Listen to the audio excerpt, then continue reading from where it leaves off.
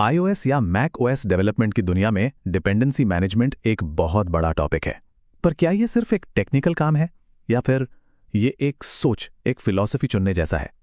आज हम कार्तिज के जरिए इसी नजरिए को समझने की कोशिश करेंगे। तो चलिए एक सवाल से शुरुआत करते हैं। जब कोई सॉफ्टवेयर बनाता है तो उसका स्टाइल क्या होता है? क्या सब कुछ ऑटोमेट हो जाए ये पसंद है, या फिर हर छोटी से छोटी डिटेल पर पूरा कंट्रोल रखना अच्छा लगता है? तो देखिए, यहाँ दो तरह की सोच है। एक तरफ है फुल ऑटोमेशन, मतलब यार सब कुछ टूल्स पर छोड़ दो, बस काम हो जाए। और दूसरी तरफ है फुल कंट्रोल वाला अप्रोच। नहीं, मैं हर डिटेल खुद देखूंगा ताकि मुझे पता रहे कि असल में हो क्या रहा है। ये दो बिल्कुल अलग, एकदम ऑपोजिट डेवलपमेंट फिलॉसफी हैं। और इन्हीं दो फिलॉसफीज को रिप्रेजेंट करने के लिए हमारे पास दो बड़े खिलाड़ी हैं। एक है कार्थिज, जो कंट्रोल को सबसे ऊपर रखता है, और दूसरा है इसका जाना माना ऑल्टरनेटिव कोकोपॉड्स। तो सबसे पहले ये कार्थेज है क्या चीज़? देखिए, बहुत सीधे शब्दों में कहें तो ये iOS और macOS प्रोजेक्ट्स के लिए एक लाइटवेट और नॉन इंट्रूसिव डिपेंडेंसी मैनेजर है। अब ये नॉन इंट्रूसिव का मतलब क्या हुआ? इसका मतलब ये है कि ये आपके प्रोजेक्ट की फाइलों में ज़्यादा छेड़छाड़ नहीं करता, कंट्रोल आपके ही हाथ में रखता है। इसकी जो पूरी फिलॉसफी है ना, वो इस एक लाइन में आ जाती है। कार्थिज कम काम करता है ताकि डेवलपर्स को ज़्यादा कंट्रोल मिले। और सच कहूं तो यही बात इसे बहुत सारे डेवलपर्स के लिए इतना खास बनाती है। अच्छा, तो सवाल यह है कि ये काम कैसे करता है? प्रोसेस इसका ना बहुत ही सीधा साधा है। सबसे पहले एक सिंपल सी कार्ट फाइल में अपनी डिपेंडेंसीज लिखनी होती हैं। फिर टर्मिनल में कार्थिज अपडेट कमांड चलानी है। इसके बाद कार्थिज आपके लिए फ्रेमवर्क्स बिल्ड कर देगा। और यहां आता है सबसे जरूरी स्टेप, आपको खुद इन फ्रेमवर्क्स को अपने एक्सकोड प्रोजेक्ट में ऐड करना होगा। देखा, सब कुछ मैनुअल, पूरा हैंड्स ऑन अप्रोच। और अब कहानी का दूसरा पहलू देखते हैं, कोकोपॉड्स।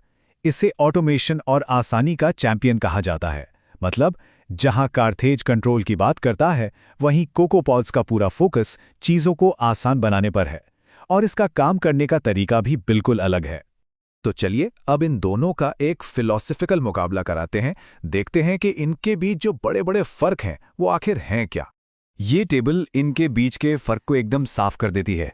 देखिए, इंटीग्रेशन को देखें तो कोकोपॉड्स आपके एक्सकोड प्रोजेक्ट में काफ़ी गहराई तक बदलाव करता है, जबकि कार्थेज आपके प्रोजेक्ट से दूर रहता है। अप्रोच की बात करें तो कोकोपॉड्स हाईली ऑटोमेटेड है, सब कुछ खुद ही कर लेता है, वहीं कार्थेज आपको मैनुअल कंट्रोल देता है। और आखिर में ट्रांसपेरेंसी। कोकोपॉड्स कभी कभी एक ब्लैक बॉक्स जैसा लग सकता है, जबकि कार्थेज में सब कुछ आपकी आंखों के सामने होता है, एकदम क्लियर। चलिए इस पहले पॉइंट को जरा और खोद कर देखते हैं, इंटीग्रेशन स्टाइल। ये एक बहुत ही बड़ा फर्क है और यही तय करता है कि डेवलपर अपने प्रोजेक्ट के साथ डील कैसे करेगा। यहां देखिए, फर्क बिल्कुल साफ है। कोकोपॉड्स क्या करता है, ये आपकी प्रोजेक्ट फाइलों को बदलता है और एक नई .xc वर्कस्पेस फाइल बना देता है।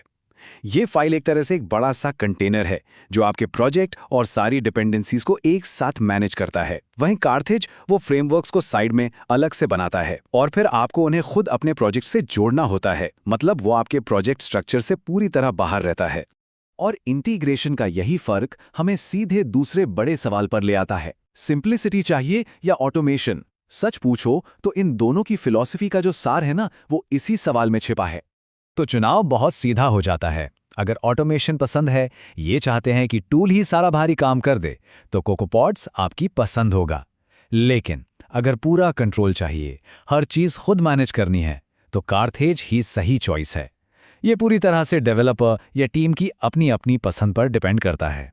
और ये जो ऑटोमेशन वर्सेस कंट्रोल की लड़ाई है ना, ये हमें सीधे हमारे आखिरी पॉइंट पर ले आती है, ट्रांसपेरेंसी। मतलब आपको कितना पता है कि पर्दे के पीछे क्या चल रहा है। देखिए, कोकोपॉड्स की सबसे बड़ी ताकत है उसकी आसानी, और ये आसानी आती है कॉम्प्लेक्सिटी को छिपाने से। इसीलिए ये कभी कभी एक ब्लैक बॉक्स जैसा लगता है। आपने कमांड चलाई और बस जादू हो गया। पर ये जादू हुआ कैसे, ये हमेशा साफ साफ पता नहीं चलता। और इसके बिल्कुल उलट है कार्थेज। यहां आप जो बिल्ट फ्रेमवर्क्स हैं उन्हें सीधे देखते भी हैं और मैनेज भी करते हैं। ये एकदम खुली किताब जैसा प्रोसेस है, कुछ भी छुपा हुआ नहीं, सब कुछ आपके कंट्रोल में, आपके सामने। तो अब आते हैं मुद्दे की बात पर, यानी कि निष्कर्ष पर, और वो ये है, अपनी फिलॉसफी चुनिए। क्योंकि सच तो ये है कि यहां कोई एक बेस्ट या वर्स्ट जवाब है ही नहीं। तो पूरी बात का निचोड़ क्या है?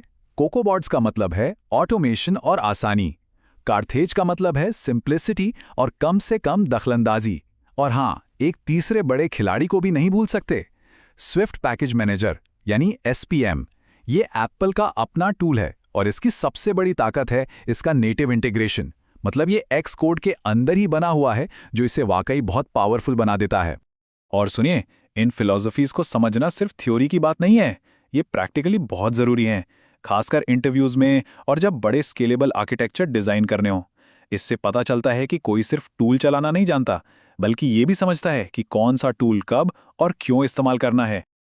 तो आखिर में सवाल फिर वहीं आके रुकता है, अपने प्रोजेक्ट्स में क्या पसंद है, ऑटोमेशन वाली आसानी या फिर कंट्रोल वाली ताकत? इस पर सोचना वाकई ज़रूरी है, क्योंकि सही टूल चुनना किसी भी प्रोजेक्ट की कामयाबी पर बहुत बड़ा असर डाल सकता है।